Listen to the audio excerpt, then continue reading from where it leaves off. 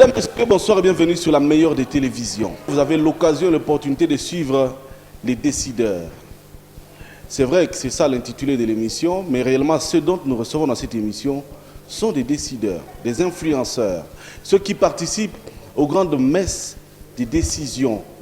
Dans l'ombre comme au clair, ils sont décideurs et influenceurs. À l'actualité politique, ils participent. Dans l'actualité socio-économique, ils sont là. Ce soir, nous avons l'occasion de recevoir quelqu'un que vous aimerez certainement regarder. Il n'est plus à présenter. Vous l'avez vu plusieurs fois sur vos petits écrans. Et avec lui, on va échanger sur certaines questions qui certainement vous intéressent. Vous cherchez les réponses et vous les aurez donc tout à l'heure. Nous recevons l'un des jeunes leaders au Katangé. Il s'appelle Mbayo Kiambe. Bakanaba Dimba, c'est ça son nom, et c'est comme ça que nous l'appelons. Oui. Comme vous le remarquez sur vos petits écrans, il fait partie des jeunes influenceurs de la République, des jeunes qui aujourd'hui ne sont plus à présenter, qui font la fierté du Haut-Katanga. Mbayo Kiambe, président national de la colline du Popularium Progressio. Vous êtes cadre de UDPS et avocat au barreau de Lubumbashi, c'est ça? Bienvenue chez nous. Alors, Maître Passy, il y a longtemps que je vous ai vu, ça fait quelques mois, mais c'est la première fois que vous participez dans cette émission depuis que je la présente, les décideurs. Comment vous vous sentez dans cette peau des décideurs ce soir? Bien, il faut dire que c'est la première fois que vous me recevez ici. Je suis habitué de cette émission, mais quand c'est King Lopez qui vous reçoit, il est tout à fait normal que l'on essaye d'exprimer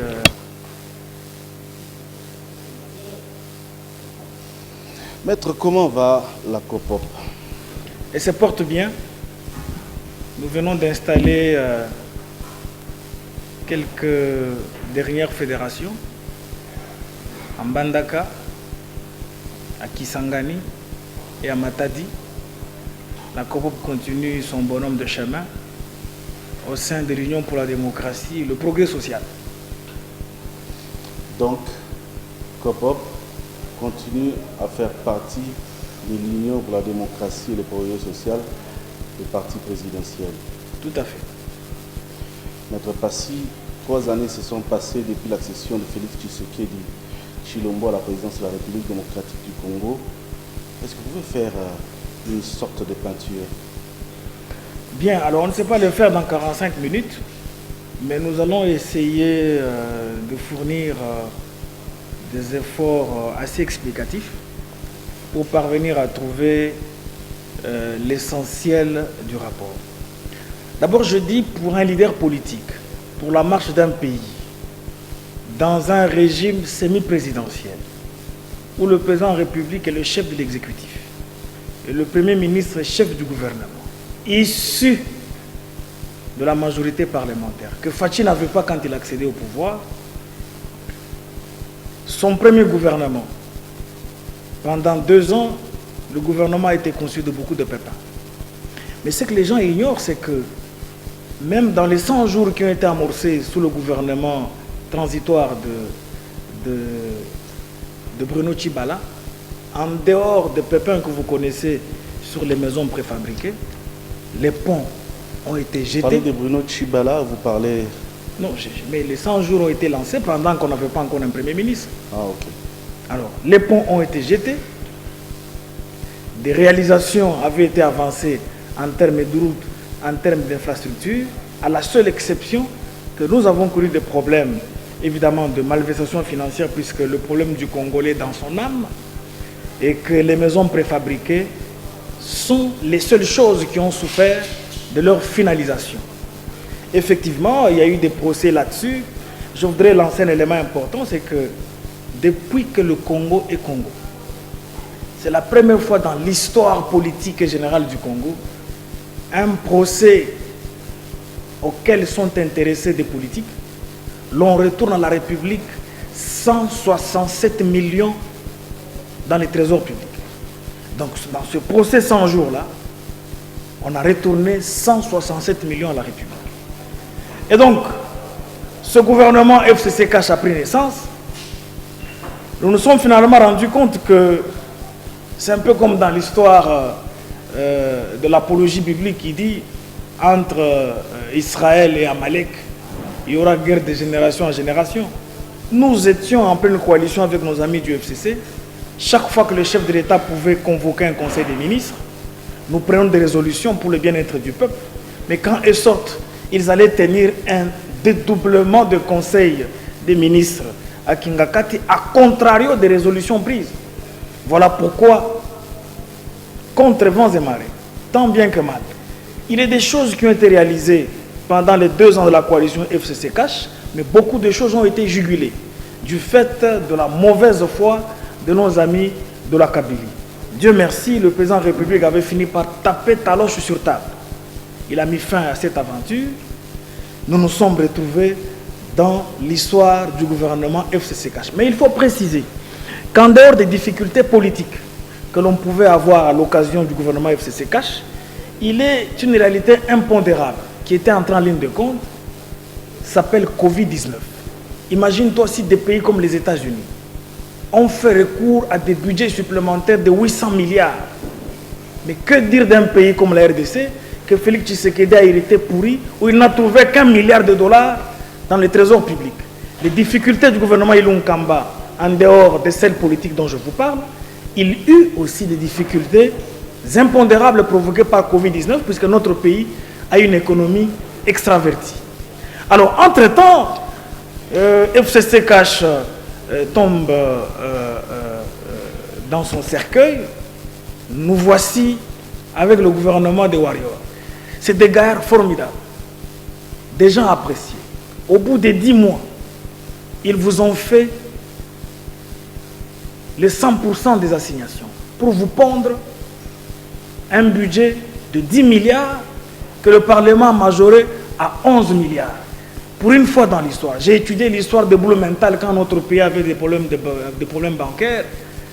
Je n'en ai point trouvé d'autres qu'à l'époque du gouvernement des Warriors. Et donc les Warriors ont su joindre l'utile à l'agréable. Les Warriors, quel que soit le fait que le dollar soit à 19,5 ou à 20, ils ont stabilisé la monnaie par rapport aux impondérables de la pandémie. Quel que soit le niveau de difficultés du marché international de nos minéraux, etc., au moins ils ont su le faire. Pendant que je vous parle, le bilan de Félix Tshisekedi est ce bilan où, après le maréchal Mobutu, puisque la gratuité de l'enseignement s'est arrêtée l'année scolaire 90-91. Après cette année scolaire, le seul qui retourne la gratuité de l'enseignement au pays, c'est Fachi Beton. Les institutions de Bretton Woods lui remettent 1 milliard de dollars. Il n'a ni construit une maison en Europe, il ne sait pas taper les femmes comme dans la bourgeoisie comprador, mais il a mis ça dans la gratuité de l'enseignement. Aujourd'hui, nous avons 40 millions d'enfants et quelques qui sont rentrés à l'école. Il est vrai que certains prélats ont pris d'assaut la gratuité de l'enseignement pour des raisons d'intérêt mercantiliste, mais en réalité, il faut être à Popokabaka, il faut être à Bassankoussou, à Lukolela, etc., pour voir comment les enseignants qui ne touchaient même pas leur salaire sous Kabila, mais aujourd'hui, ce salaire-là les a stabilisés. Et donc, les exemples sont les gens avec le président de la République, dans la mesure où il est le seul qui remet le pays sous l'orbite, dans cette diplomatie sceptique et repensée. Des grands projets macroéconomiques ont été lancés, des grandes décisions de gestion économique de notre pays. Quand le président de la République décide de la politique du partenariat gagnant-gagnant, je suis mieux placé pour vous expliquer combien la République est en train de stabiliser ses intérêts qui étaient en train de s'effriter hier sous le régime de triste mémoire. Et donc c'est pour vous dire que les 3 ans du président de la République, pour tout homme politique qui n'a jamais été aux affaires, puisque dans l'histoire politique de Félix Tshisekedi, il n'a été que Ali Lopez et député en 2011. Et puis il n'a pas su siéger pour des raisons idéologiques. Mais parvenir à stabiliser un pays hérité dans la putréfaction, il est en train de se battre tous les jours de la vie pour le sortir de la putréfaction, il faut dire que le bilan est positif. Mais il faut aussi dire que, comme disait Jean-Marie Danquin, que la politique c'est ce qui se dit et qui se réalise. Ce qui se dit ne se réalise pas, ce qui se fait n'avait jamais été prévu, ce qui se programme ne se réalise pas à temps. Ça veut dire qu'il y a des choses effectivement qui attendent leur réalisation, mais tenant compte des pesanteurs de la marche d'un pays, il y a des choses qui sont en train de venir.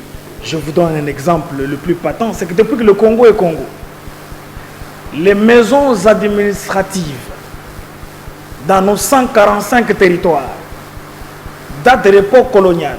Mobutu a essayé de relayer quelques maisons. C'est comme quand vous allez à Kassaji, on avait construit un bureau de 50 pièces. Mais aujourd'hui, avec le chef de l'État, c'est 400 millions et quelques budgétisés et débloqués pour construire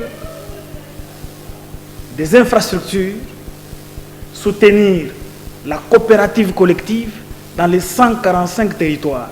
Quand je parle de 145 territoires, il faut être dans...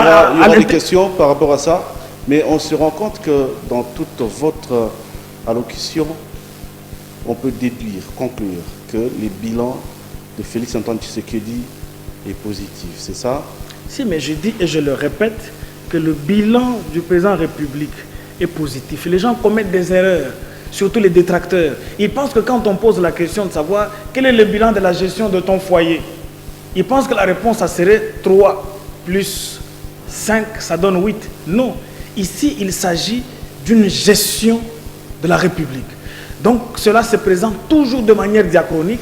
J'ai dit fait après fait. Voilà pourquoi j'ai parlé des faits. Je vous ai parlé des budgets, je vous ai parlé de la gratuité de l'enseignement, je vous ai parlé des 145 territoires, je vous ai parlé de la sécurité à l'Est, mon cher ami. Nous 193 groupes armés au-delà. Mais aujourd'hui, c'est important s'il vous plaît, c'est important s'il vous plaît. J'ai oublié de parler de la sécurité. J'ai dit que le président de la République, on dirait qu'il est dans l'aubaine, quel que soit le pépin. En ce jour, les groupes armés, vous ne savez pas en compter plus de 15. Mais il en a trouvé environ, ou au moins 193 groupes armés. C'est-à-dire, un monsieur comme celui-là, voué au changement du paysage du Congo, qui tient à respecter, élément après élément, les promesses faites à son programme et le programme du gouvernement. Puisqu'il ne faut pas confondre le programme d'éligibilité d'un président de la République et le programme du gouvernement. Ça va. Nous vous avons écouté, les téléspectateurs vous ont suivi.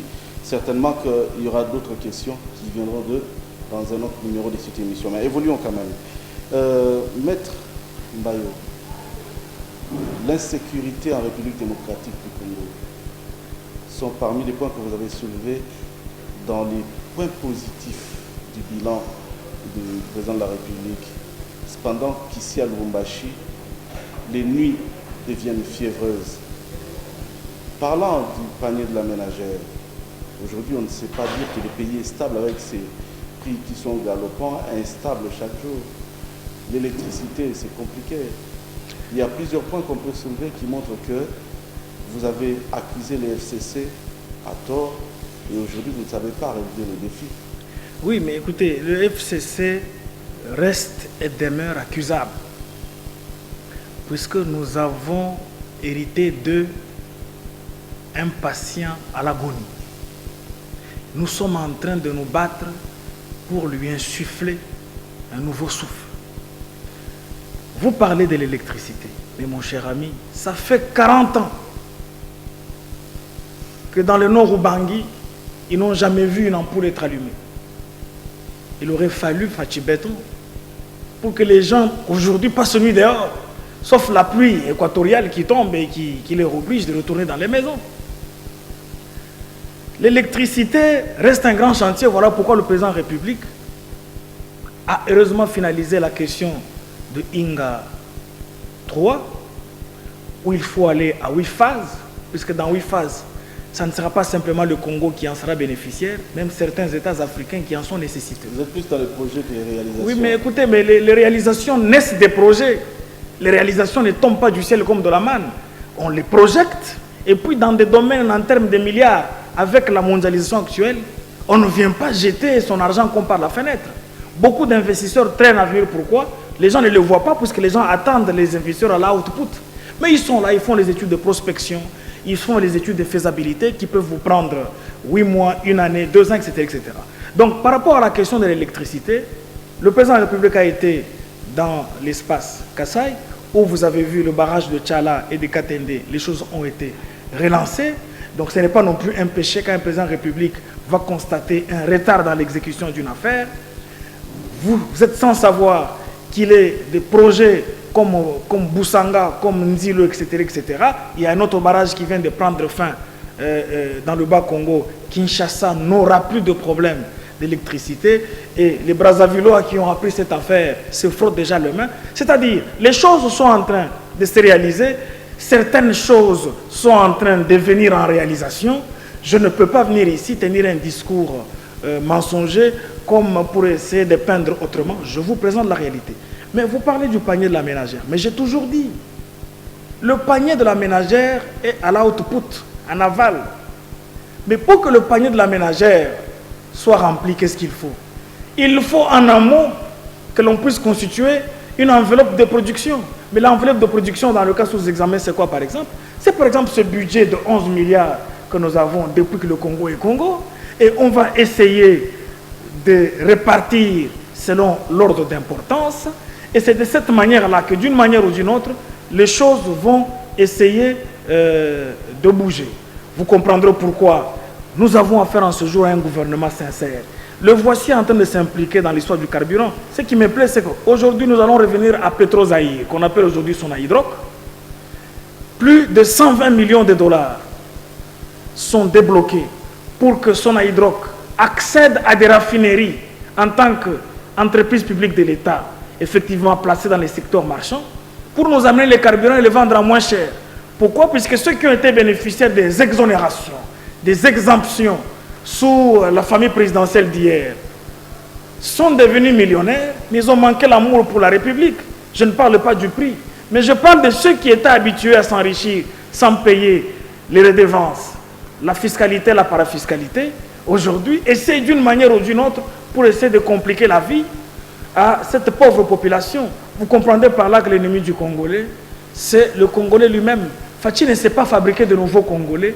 Il ne peut que le conduire dans un sens positif. Fachi ne peut pas fabriquer de nouveaux Congolais. Il ne peut que conduire ceux-là qui sont déjà là, comme vous et moi.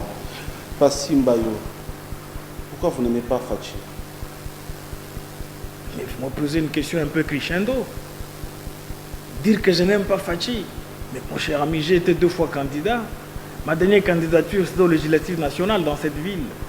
J'ai mouillé le maillot pour Fachi. J'ai battu campagne avec mon argent d'avocat. C'est une preuve d'amour incommensurable. C'est-à-dire, nous avons évolué dans un militantisme genre volontariste. Le combat de l'UDPS a ressemblé à une certaine époque à une lutte démocratique prolétarienne. Ce sont les pauvres qui se battaient pour le changement. C'est ainsi qu'on allait là-bas avec nos 100 francs. Même quand on pouvait avoir des adversaires qui sont millionnaires, milliardaires, mais l'UDPS prenait toujours le devant. Et on savait les surplomber. Pourquoi? Puisque notre volontarisme tient compte du fait que notre parti est un parti politique idéologique et non paroissial comme tous les autres partis politiques que vous connaissez. Pourquoi vous n'aimez pas Félix Antoine Tshisekedi Tshilombo? J'ai dit que cette question elle est crescendo dans la mesure où je viens de vous présenter l'élément testimonial qui atteste que je suis dans l'amour avec le président de la République. Pour avoir battu campagne, mouillé le maillot pour lui, avec des moyens de bord, jusqu'à le hisser candidat président de la République, je ne pense pas que cette question est la bienvenue. Kopop, Dynamique Kabund, Asso Fachi, tout ce dont vous connaissez, pourquoi ne pas vous unir pour les biens de la RDC et du président de la République? Vous préférez aller en troupes dispersées et vous pensez vraiment aimer Tshilombo Tshisekedi? Mais je ne sais pas ce que vous appelez aller en troupes dispersées ou en ordre dispersé. Je ne sais pas ce que vous appelez. il faut dire que je dis que l'UDPS est un parti politique idéologique. Quand quelqu'un est habitué à vivre dans un parti politique paroissial, c'est-à-dire le leader du parti, quand il tousse, tout le monde doit s'aligner, ce n'est pas le cas à ce parti des 13 parlementaires. Et donc, les statuts de l'UDPS ont consacré, je crois à son article 42, la création des associations, ligues et structures. Voilà pourquoi nous sommes le seul parti politique qui a le plus grand nombre de centres de gravité. Donc ce que vous appelez Assofachi, Copop, Force du Progrès, Anamo, etc., ce sont des structures statutaires auxiliaires de l'Union pour la démocratie et le progrès social. Je n'y vois pas un problème. Les gens confondent les antagonismes liés à notre émulation militantiste à ce qu'ils ne peuvent pas comprendre dans leur formation politique paroissiale. Tout à l'heure, avant de venir ici, quelqu'un me dit mais pourquoi alors à l'UDPS on a l'impression que le parti ressemble à un marché? J'ai dit oui. Dès lors qu'on a la capacité d'aller y acheter quelque chose, le marché reste marché. Seulement que notre marché à nous, nous savons comment le gérer. Notre marché ne peut pas ressembler au petit marché de Montélimar, ne peut pas non plus ressembler au petit marché, je ne sais pas, d'Edimbourg en Angleterre, où vous trouvez les choses alignées comme dans un dessin de maquette. Non, le marché reste marché. Même ceux qui sont en train d'étaler les choses par terre, ceux-là demeurent le marché. Chacun d'entre nous qui a besoin d'y acheter quelque chose finira par y acheter. Donc c'est pour vous dire que l'UDPS étant un parti politique idéologique et non paroissial, retenez que nous sommes en bonne santé. Ce que nous faisons chez nous ne peut pas se faire vivre ailleurs. C'est ça la différence. Quand Mobutu fait des bêtises, entre guillemets, c'est lui. Quand Kabila, le père, gaffe, on dit c'est lui. Quand c'est Kabila, le fils, qui gaffe, permettez-moi d'appeler les verbes comme je les entends, on dit que c'est lui. Mais quand c'est Tshisekedi qui gaffe, ça devient, c'est les conseillers, c'est l'association, ce sont les associations kabilistes. Pourquoi vous ne pouvez pas accepter que quand ça ne marche pas, Tshisekedi peut avoir une part aussi d'action ou des responsabilités dans ce qui arrive? Mais la question qu'il faudra se poser, qu'est-ce qui ne marche pas pour engager la responsabilité de Fachi Beton? Je voudrais préciser un élément. Maître Mbayo, vous vivez à RDC. Si Êtes-vous au courant que les infirmiers ont fait presque une année sans travailler? Mais c'est là que j'ai dit. La question de carburant, vous avez semblé répondre avant la question. Vous savez aujourd'hui qu'une bonne qui touche 50 000 francs, 50 $, disons, a du mal à quitter la Gécamine pour la ville parce que le transport va lui coûter les doubles de son salaire. Vous parlez du pouvoir d'achat. Vous parlez du pouvoir d'achat. Il ne faut pas traiter la RDC, un pays qui vient d'avoir un budget de 10 milliards, comparativement à l'Angola qui a atteint, sauf erreur de ma part, en tout cas au moins 60 milliards. Il ne faudra pas que l'on puisse se tromper. Nous avons trouvé le Congo dans le gouffre. Les mêmes difficultés de transport là, on les avait hier. Mais pourquoi ça va devenir un drame sous Félix Tshisekedi qui ne vient que sortir ce pays du gouffre? Je dis toujours que Tshisekedi n'est pas l'homme, s'il vous plaît. Vous savez que Tshisekedi était l'homme, je ne sais pas s'il l'est encore, sur qui reposait la quasi-totalité, disons l'espoir de la quasi-totalité des peuples congolais. Vous parlez de la quasi-totalité, c'est peut-être un discours péremptoire, puisque vous avez posé beaucoup de questions auxquelles je n'ai pas répondu. Nous sommes en démocratie. Félix Tshisekedi a été élu par une majorité quelconque au présidentiel, c'est-à-dire il y a des gens qui n'ont pas battu campagne pour Félix. Le comble constitutionnellement, c'est que quel que soit le challenge électoral, celui qui est élu président de la République devient père de la nation, président de tout le monde. Donc, j'ai dit tout de suite que le Félix Tshisekedi que nous soutenons, c'est le Félix Tshisekedi qu'on critique au dehors, au nom de la démocratie. Pourquoi on peut nous interdire à nous de la censer, de le soutenir et de l'exposer en holocauste à tous ces détracteurs, puisqu'il faut dire que l'opposition du dedans tout comme du dehors, c'est des gens qui souffre depuis que nous nous combinons pouvoir et opposition. Alors, je vais répondre à la question de tout à l'heure, puisque vous avez quand même posé une question importante pour que les téléspectateurs essayent de me comprendre. Vous parlez de conseillers. Mais mon cher ami, en droit pénal, on dit que l'infraction est individuelle. Vous parlez de Mobutu. Mais Mobutu était en tout et pour tout dictateur. Si Mobutu ne l'était pas, il n'allait pas le reconnaître le 24 avril 1990. Il n'allait pas le reconnaître. Je vous épargne des questions de musée, puisque c'est le mois de musée de Lumumba. Par respect pour les morts, nous pouvons escamoter, même si sous musée, nous avons aussi fait la prison comme sous Mobutu. Mais parlons de Kabila. Aussitôt qu'il accède au pouvoir, son dirka Bochab traverse Brazzaville.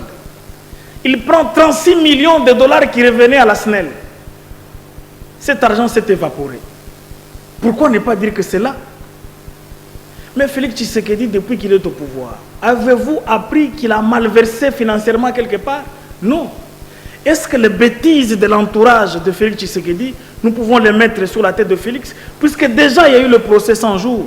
Notre allié qui est DIRCAB avait des démêlés en justice. Le principe pénal qui dit que l'infraction est individuelle s'était appliqué. Je vous informe que nous avons affaire jusqu'ici à un président de la République intègre, qui ne fait pas main basse à l'argent du peuple. C'est en cela que nous tenons Mordicus à pouvoir le défendre. Pourquoi? Puisqu'on sent que c'est un Congolais voué au changement du paysage du Congo. Vous parlez des conseillers. Toute cette polémique, diaspora ou pas diaspora. Je vais te dire une chose. Le combat politique de l'UDPS était à deux niveaux. Il y avait un combat au niveau interne et un combat au niveau externe.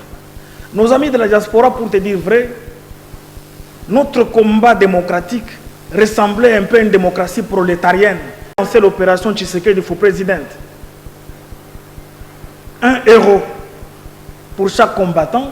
Facilement, il pouvait totaliser 500 000 euros, 1 million d'euros qui pouvaient soutenir Etienne Tshisekedi en campagne électorale, puisque quitter d'une ville vers une autre en jet privé, ça pouvait vous prendre plus de 50 000 dollars. Et fait le compte de tous les territoires visités, sans compter les frais administratifs, etc., etc. Donc, on avait aussi besoin de la diaspora. Le bâtiment de l'UDPS que nous avons à Kinshasa est une preuve de subvention. Tshisekedi, le père, pouvait se dire, je suis vieux, je peux me taper les vacances, je peux me taper les biens, etc., etc. Mais il a offert à 1 million de dollars le bâtiment qui se trouve sur le petit boulevard. Voici l'école de la social-démocratie dont nous venons. Mais il faut dire que nos partis politiques sont des partis politiques de masse. Ça va faire bientôt un siècle, il n'existe plus au monde un parti politique de cadres pour dire ce sont seuls les intellectuels qui sont membres. Non. Un parti politique de masse se comprend en sociologie politique. Un parti politique qui est hétérogène sur le plan caractériel. Vous avez des voyous, vous avez des délinquants, vous avez des sorciers, vous avez des prostituées, vous avez des intellectuels avisés et non avisés. Pourquoi? Puisque les élections qui nous attendent en démocratie actuelle sont au suffrage universel direct. Donc, le vote d'un professeur émérite égale le vote d'un Koulouna. Voilà pourquoi, diaspora tout comme pas diaspora, quand vous regardez certains conseils qui ont été nommés pour la toute première fois, on constate que de la diaspora, il y a des perles, il y a des personnes intègres. Je prends pour exemple le DIRCAB du chef de l'État, Guilain Nyembo. Celui-là, c'est un bosseur. Vous prenez le DIRCABA comme Wami Sonkwaloloki. C'est que cela, la liste est longue. Mais vous y trouverez aussi des gens qu'on appelle diaspori. C'est-à-dire des gens qui étaient dans la diaspora, mais qui se battaient comme combattants, qui contribuaient, qui pouvaient peut-être garder leur diplôme, je ne sais pas, en criminologie en poche, mais qui tantôt étaient, je ne sais pas, en train de laver des cadavres, quoi que ce soit, puisque je te signale que j'ai ma propre cousine en France, qui a un master en économie, mais qui travaille dans une maison sociale en train de faire à manger pour des vieillards. Autrement dit, ce qu'on appelle ici chez nous hospice des vieillards. C'est-à-dire, c'est ce fourre-tout que l'on appelle parti politique de masse. C'est dans ces gens-là qu'on peut d'abord prendre. Et ceux qui ont commis des erreurs, ça les engage. Je te signale que le président de la République a déjà amorcé le toilettage de son cabinet. Il y a même déjà une année et quelques, certains individus ont déjà été chassés du cabinet du chef de l'État. Mais la seule chose que nous attendons, c'est un acte subrogatoire. Ça voudrait dire la présente ordonnance annule les dispositions antérieures. Donc sur cette question, ne vous en faites pas. Mesdames, Messieurs, je rappelle que vous suivez l'émission Les Décideurs.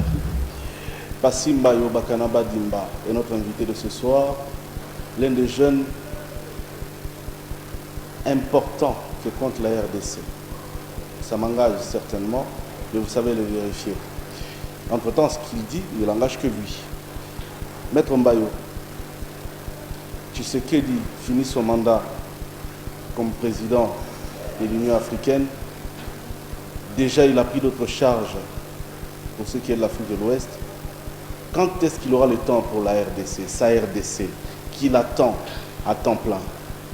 Bien, c'est en cela qu'on l'appelle Fachi Béton. Vous me posez une question qui me fascine. Tshisekedi finit son mandat à l'Union africaine. Pour être sincère avec toi, j'avais peur lorsque Fachi a accédé aux fonctions de président de l'Union africaine. Je me dis, il est des questions qui peuvent constituer l'échec de son mandat à l'Union africaine. C'est le conflit du barrage de la Renaissance entre l'Éthiopie, l'Égypte et le Soudan. J'avais personnellement peur. Pourquoi? Puisque lorsqu'il a accédé au pouvoir, l'un des États gendarmes d'Afrique venu à la rescousse de Fachi sur le plan militaire, il y a l'Égypte. L'Égypte a formé trois, je ne sais pas appeler générations de militaires congolais depuis que Fachi a accédé au pouvoir. L'Égypte a mis à notre disposition la logistique militaire. Alors j'étais en train de me dire comment Fachi allait traiter cette question puisque l'Égypte avait promis la guerre à l'Éthiopie sur cette question du barrage, puisque tous ces pays ne vivent que du fleuve Nil. N'oubliez pas une phrase que nous avons étudiée en histoire égyptienne qui disait que l'Égypte était un don du Nil et que le barrage de la Renaissance constituait un acte jugulateur de l'avantage en termes d'eau qui compliquait la vie au barrage, le célèbre barrage égyptien, barrage Nasser, sauf erreur de ma part. Mais Fachi a apporté les bons offices. Fachi a trouvé une solution entre ces États-là. Quand je l'ai appris, quand j'ai vu tous ces gens-là faire des voyages à Kinshasa et déclarer qu'ils sont satisfaits de la manière dont Fachi a apporté son arbitrage, j'ai dit Fachi béton. Et donc, la mission de l'Union africaine pour Fachi était une réussite. Mais j'ai trouvé certains fous, c'est moi, ça m'engage. Je les appelle fous, pourquoi? Puisque vous ne les connaissez pas. Ces gens-là se sont permis de mettre les différents coups d'État en Afrique de l'Ouest sous la tête de Fachi.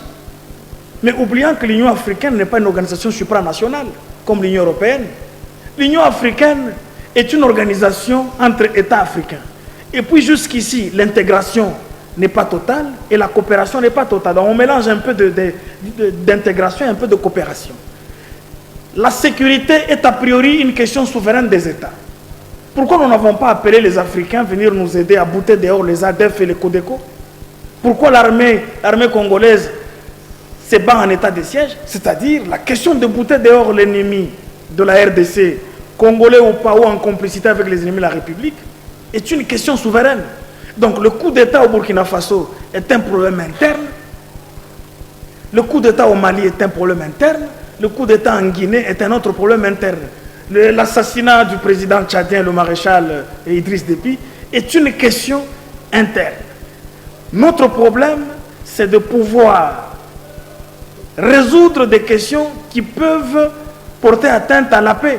Pourquoi? Puisque l'Union africaine existe au nom du chapitre 8 de la Charte des Nations Unies. Donc, ceux qui pensent que Félix Tshisekedi, pendant son mandat, il devrait lui-même se comporter en sentinelle pour les autres États africains, se foutent le doigt dans l'œil, ils jouent simplement aux détracteurs. Mais attention, dans cette diplomatie de reprise de la place du Congo sur la scène internationale, pourquoi pas sur la scène régionale africaine, je me suis rendu compte que le Congo a tiré profit de la présence de Fachi là-bas.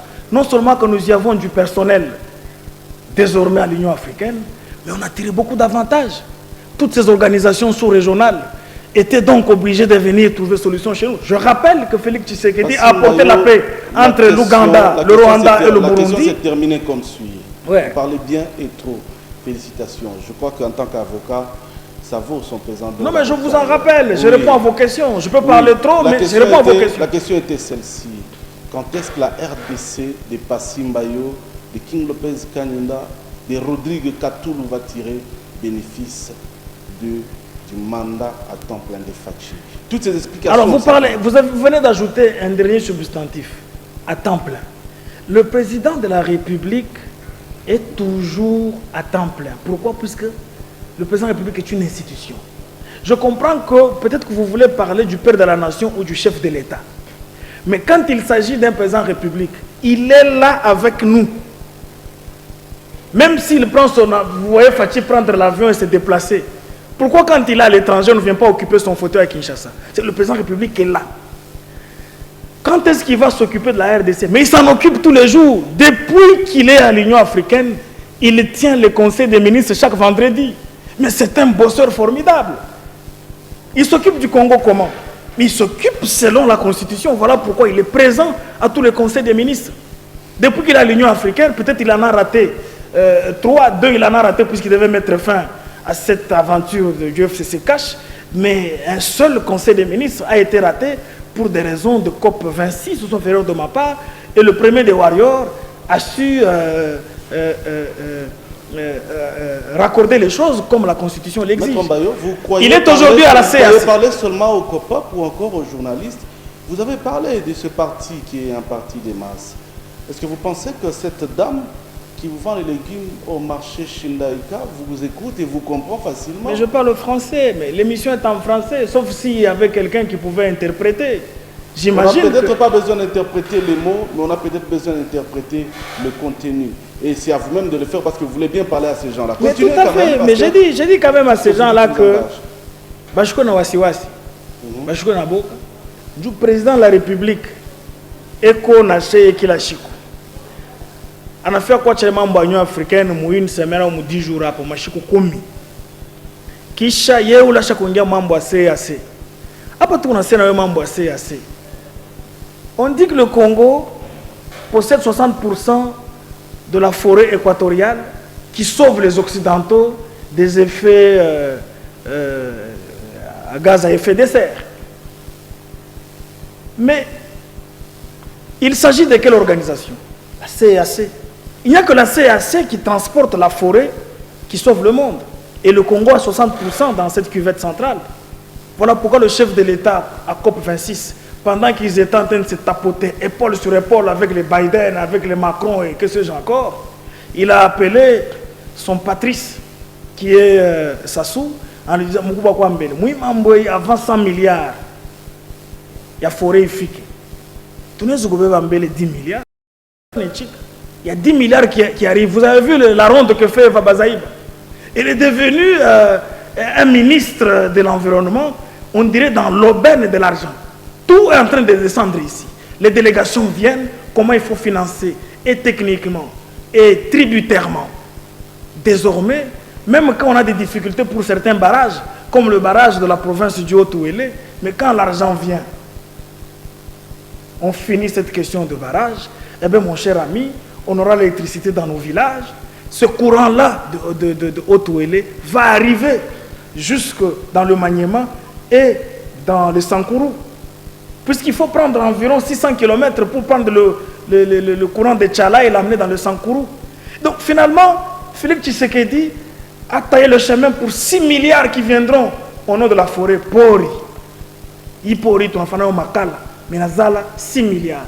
Donc c'est pour vous dire que le président de la République est en train de gérer un pays multiproblème. Le président de la République est en train de sortir du gouffre un pays hérité pourri. Donc je ne vois pas pourquoi moi je peux venir ici. Dernièrement, tu as été à Kin. Moi je fais la ronde de la RDC. Mais le billet, je l'ai acheté à moins cher. Je l'ai acheté à moins cher. Business class ou pas, tout est réduit. Voilà la social-démocratie. Voilà les promesses faites et réalisées. Donc je ne pense pas que les gens peuvent vouloir pousser Félix Tshisekedi à poser des actes comme par Sésame, ouvre-toi dans Alibaba. Non. Alors ne prenez pas mal mes questions, ou la question qui va suivre. Les coups d'État qui ont eu lieu en 2021, même le tout dernier en 2022, ne vous fait pas peur? Parti président. J'avais déjà répondu à l'époque du premier coup d'État. J'ai dit que ce n'est pas facile de faire un coup d'État à un président de la République populaire. Je connais l'émotion populaire, mon cher ami. Un président de la République populaire, il ne faut pas oser lui faire un coup d'État. Ça, c'est la première des choses. La deuxième des choses, je connais comment le Congo est né en 1885 à Berlin. Un pays sous-continent. Tous ces pays dans lesquels il y a eu des coups d'État entrent chez nous fois autant de fois. Et donc, c'est lui qui va se réjouir d'avoir fait un coup d'État, j'imagine, à Kinshasa. Je ne pense pas qu'il va fouler le pied à Lubumbashi. Puisque je prends pour exemple des partisans du chef de l'État actuel sont capables d'assiéger l'aéroport, ils sont capables de tout. Et donc, le Congo est un mystère et mystérieux. C'est le seul pays africain sur lequel on intitule Dom Béni. Ça ressemble à quel pays? Ça ressemble aux États-Unis, in God we trust. Donc c'est pour te dire, ici chez nous, ce qui arrive au Mali, ce qui est arrivé au Burkina Faso, ce qui est arrivé, je ne sais pas, en Guinée d'Alpha Condé, et ce qui est arrivé à Idriss Déby, Fachi va faire ses 2 mandats tranquillement. Il va les finir et nous allons discuter prochainement avec qui sera son dauphin. Donc les 2 mandats de Fachi sont assurés. Tu sais pourquoi?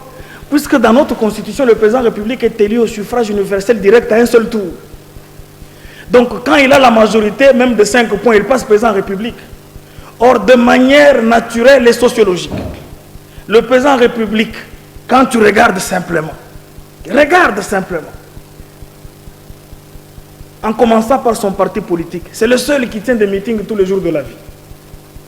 Un parti politique qui vit. Deuxième des choses, regarde les alliés. Le président de la République a des alliés de taille. Et ces alliés sont fiers d'être aux côtés d'un parti politique qui aura bientôt, le mois prochain, 40 ans, et d'un parti politique qui a l'ancrage national. Donc moi je ne vois pas pourquoi nous allons penser, ceux qui pensent à un coup d'État, je vais leur dire qu'ils se foutent le doigt dans l'œil. Déjà je leur dis que Dieu n'est pas de leur côté. Dieu est du côté de Fachi. Donc tout ce... Est-ce que tu sais que depuis qu'il est au pouvoir, nous avons démantelé combien de coups d'État? Est-ce qu'une phrase comme ça peut venir d'un père? D'abord, je suis en train de regretter le comportement désinvolte du cardinal. Bon, je comprends que c'est un cardinal opposant, mais on s'en fout, puisqu'on connaît c'est quoi le cardinalat quand nous avons été au RASOP, c'est quoi la Cinco. Je t'informe que nous remplissions les églises. Certains des amis qui sont aujourd'hui, bon, écoutez, dans la ville, ont été avec nous dans le RASOP. Nous avons failli être assassinés dans des églises catholiques ici, en 2016-2017, quand on s'est battu pour défendre la Constitution et demander à Kabila de ne pas oser un 3e mandat. Le cardinal a envoyé Fachi le dire. Vous dites, hein? Le cardinal a poussé Fachi à dire Mbokeza. Mais je suis en train de répondre par rapport à ce cardinal-là. Comment un cardinal peut sortir les propos du président de la République de son contexte? Ça s'appelle tourner en dérision les propos de quelqu'un. Le président de la République a dit que ce pays, nous l'avons trouvé par terre. Mboka Oyo et Koufa Kala. Personne n'a dit que Mboka Zaya Koufa. Mboka Oyo et Koufa Kala. Koutelo Wakoyiba, ezate Yangoto Ye pona kobongisa. Pourquoi ils ont enlevé Yangoto Ye pona kobongisa? Mais ce qui est Koufa Kala. Mais Koufa Kala. On se tient debout pour finir cette émission, maître. Mais c'est là que je dis. Je dis que Mboka et Koufa Kala, mais ce pays vient de totaliser 52 ans de problème. Quand quelqu'un vous dit Koufa Kala, Yangoto Ye pona kobongisa. Bolongoli, Yangoto Ye pona kobongisa pona nini. Vous vous contentez en disant Mboka et Koufa, l'autre il a dit et Koufa Kala. C'est dommage. Ça s'appelle le comportement du détracteur. Nous, on s'en fout. Qui se prépare simplement à venir nous affronter aux élections, puisque les élections de 2023 sont interdites au cardiaque. Tout challenger de Fachi doit se faire soigner avant, puisqu'on sera dans ce sujet, ce jour-là, quand on va commencer à publier. Résultats de Popokara, de Lukolera, de Bassantutu, de Mongosel, certains vont commencer à se faire acheminer à l'hôpital, pendant que Fachi passera comme un couteau dans le beurre. Passimba Yobakana Badimba, il n'arrêtera jamais de parler si on ne lui a pas demandé. Merci d'être venu dans cette émission. Merci surtout pour la disponibilité. Je sais que vous étiez récemment un peu souffrant, peut-être suite aux charges ainsi qu'à certaines activités qui vous ont pris assez d'énergie. Nous aurons tout le temps de vous retrouver prochainement. Parce que vous êtes important non seulement pour l'émission, pour la ville, mais aussi pour le pays. Toutes les bonnes chances, mais nous pensons que vous aurez toujours ce flair après décembre 2023. On se salue? Bien. Oh. Comment il est là? Oui, mais ça veut dire que 2023 est une simple promesse de santé pour Pachi. Je présente mes vœux les meilleurs à tout HKT. Je tire l'épingle du jeu en faisant un coucou au DG Rodrigue Cartou. Je vous souhaite bonne chance dans une nouvelle configuration culturelle. Et jamais désespérer le meilleur. Merci. Mesdames, Messieurs, Maître Passimbayo vient donc de nous quitter, disons de quitter pour finir cette émission. Je dois vous quitter aussi d'ici 1 minute, mais comme vous le savez, une pierre jetée doit nécessairement tomber. Au cas où elle ne tombait pas, c'est que c'est une autre forme d'oiseau. À tous et à chacun, merci de nous avoir suivis.